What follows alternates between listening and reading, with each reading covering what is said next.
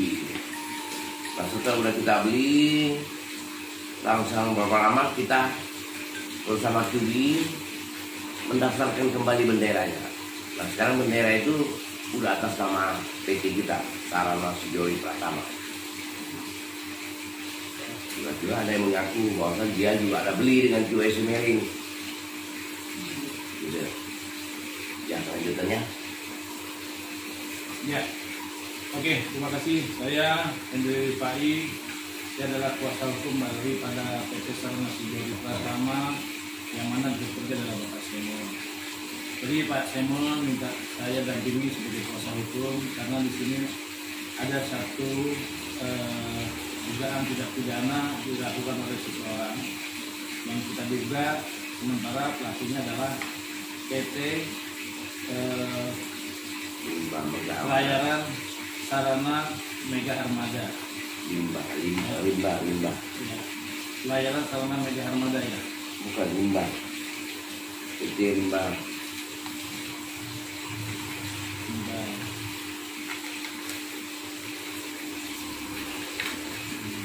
Limbah Mega Armada. Ya, Pelayaran Limbah Mega Armada. Ya. Nah, jadi di sini ada satu dugaan tindak pidana yang dilakukan oleh PT Pelayaran Limbah Mega Armada dalam masalah dokumen kepemilikan, yaitu dokumen memorandum agreement yang dibuat oleh PT Pelayaran Limbah Mega Armada dengan QS Marine. Karena kita bercerita sedikit tentang sejarahnya bahwa tongkang bagian WP11 ini adalah milik QS Marine, yang mana direkturnya adalah Pauline Siung Kwang Oh. Dia adalah nasabah daripada QBA Asuransi di Singapura. Jadi QS Marine ini mengklaim kepada QBA bahwa tongkangnya tenggelam pada bulan Desember 2017.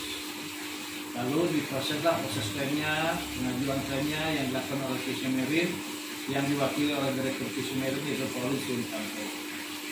Nah, setelah klaimnya dibayar sebesar 9 miliar, Pauline menerima ganti rugi daripada QBA Asuransi sesuai dengan peraturan asuransi PLO. Bila mana sudah diganti, sudah dipenuhi asuransi tersebut, maka barang yang diasuransikan harus disita atau diserahkan pemiliknya kepada asuransi untuk menjadi milik asuransi QBA.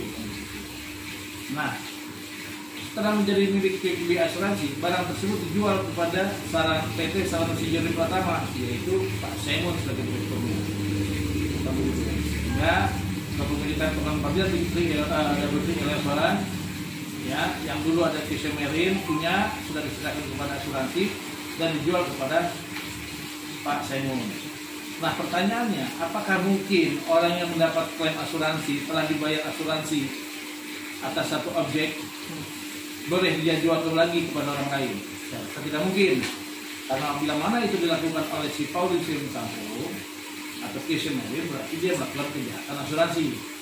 Nah, jadi saya sebagai kuasa hukumnya melihat ada satu kejanggalan di sini.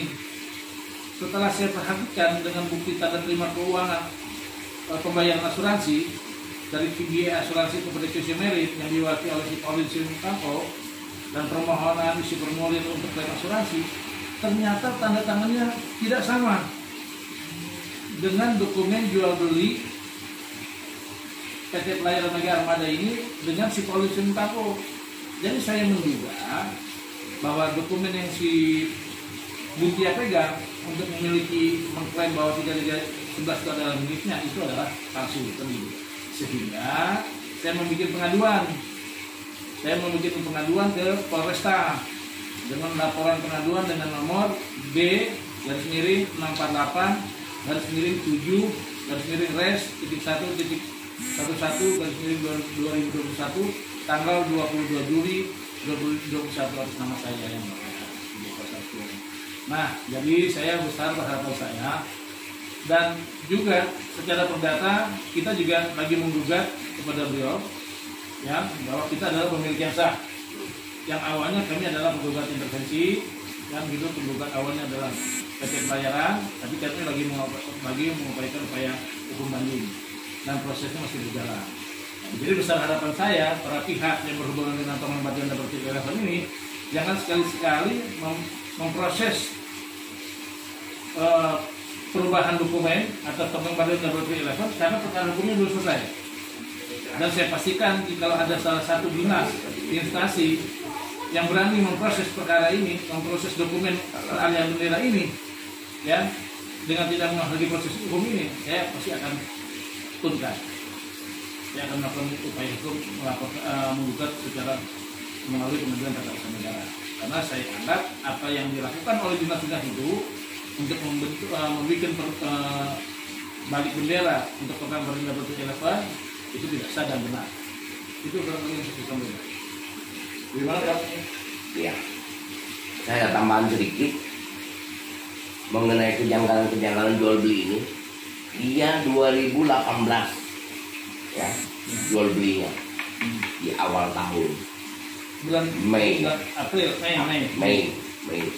Sementara asuransi warna negara itu belum dibayar. Asuransi belum ada bayar klaim. Mungkin nggak seseorang yang punya kapal menjual kapalnya sementara dia mau mengklaim asuransi. Nah itu aja. Aman bayar. Nah ini Pak, pernah dikonfirmasi nggak ke asuransi itu? Sudah. Nah, jadi sekedar informasi ya, saya sebagai PH-nya sejak tanggal 28 Juli, saya sudah berkomunikasi langsung dengan PB Asuransi secara email.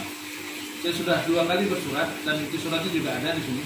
Surat pertama yang saya kirim adalah tanggal 14 Juli tahun 2021.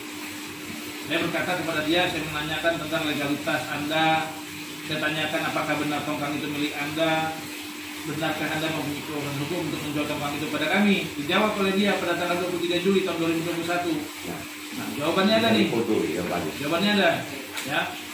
Jadi di sini surat saya dibalas oleh si Aronotayam Ranjap 6. Dia sebagai Direktur Manajemen Aset PB Asuransi dengan ini menyatakan kepada saudara bahwa kami telah menjual barang sitaan kami berupa 1 unit kapal tongkang yang diberi nama Varian Double Trick 11. Mulia register tulisan hasil 4509 ton kepada PT Sarana Sigori Pratama, yang mana direkturnya adalah Pak Seno. Kan begitu. Nah, kami menyita unit dari pemegang polis TBA asuransi, yaitu TSM Marine Logistik Pte Limited. Yang klaimnya telah kami bayarkan. Jadi dia bilang, gue udah bayar nih, katanya gitu. Kami berhak untuk menyita barang-barang yang telah kami bayarkan untuk klaim sesuai dengan polis asuransi perlindungan dan ganti rugi dalam ketentuan yang telah tertulis sebagai berikut. Jadi perjanjiannya termasuk sudah tertera dalam klausa-klausa perjanjian asuransi. Resiko perlindungan dan ganti rugi sesuai dengan syarat dan ketentuan PB Asia PNI edisi 2016 bagian A klausul 1 sampai 32 yang menggabungkan bagian B dan C klausa 4081 termasuk perlindungan sehubungan tabrakan, kerusakan properti, pemindahan bangkai kapal dan kewajiban polisi sesuai dengan syarat, ketentuan dan pengecualian polis dan selalu tunduk pada ketentuan dan jaminan tetapkan di bawah ini.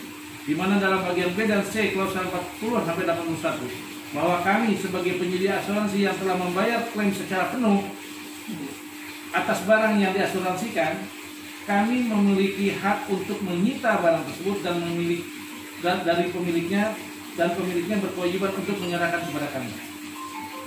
Ya, kepada kami. Kecuali jika dia tertarik untuk membelinya, maka dia dapat kesempatan pertama untuk mendapatkan kembali dengan pembelinya dari kami. Ya.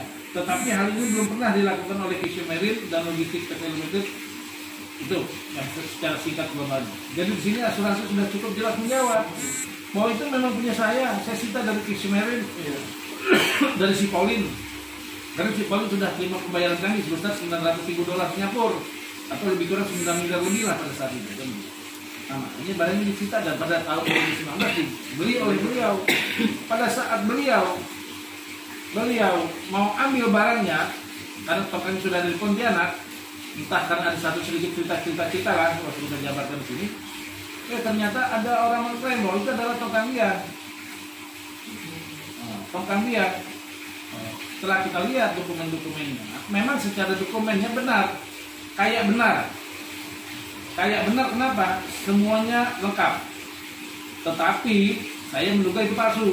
Makanya saya lagi bikin pengaduan ke Polresta, ya, bahwa dokumen beliau itu palsu. Karena apa acuan saya? Acuan saya adalah tanda tangan yang tertera dalam klaim asuransi tidak sama dengan tanda tangan dijual belinya milik India. Sebenarnya perkara ini mudah. Kalau andai kata si Pauline Simpako bisa hadir, dan saya rasa ini adalah kewajiban daripada si Buntia atau PT Pelayaran untuk menghadirkannya. Kenapa? Ya sekarang kalau dia dituduh memasukkan dokumen, otomatis dia pasti akan mencari orang yang menjualnya, dan orang yang menjualnya pasti harus hadir, betul tidak? Kan begitu. Tapi kalau andai kata dia tidak bisa menghadirkan, jadi pertanyaan besar buat kita, ada apa ini? Dan satu lagi, ada tambahan. Setelah kami beli kapal ini dari QBE, kami bisa mengambil sertifikatnya. Sertifikat dari Mongolia. Dan sertifikat ini sudah disahkan di KBRI kita. Ini buktinya. Ya, sudah diklaim semuanya, dipak, ya, disahkan di pengadilan Singapura dan disahkan di KBRI kita.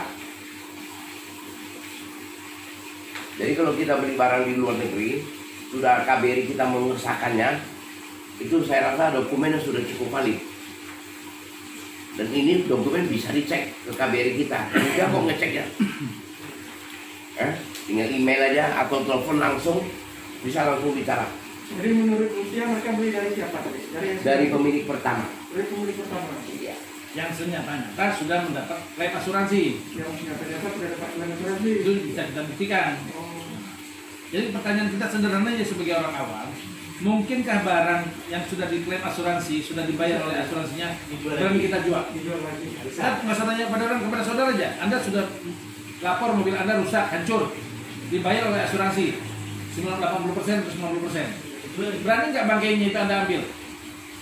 Anda jual lagi kepada orang lain? Berani nggak? Tidak berani, karena itu sudah hak daripada asuransi. Sudah disita asuransi. Ya? Sudah asuransi, karena ini totalus. Karena pergantian ini bukan oris ya. Asuransi kan ada dua jenis, ada oris dan totalus.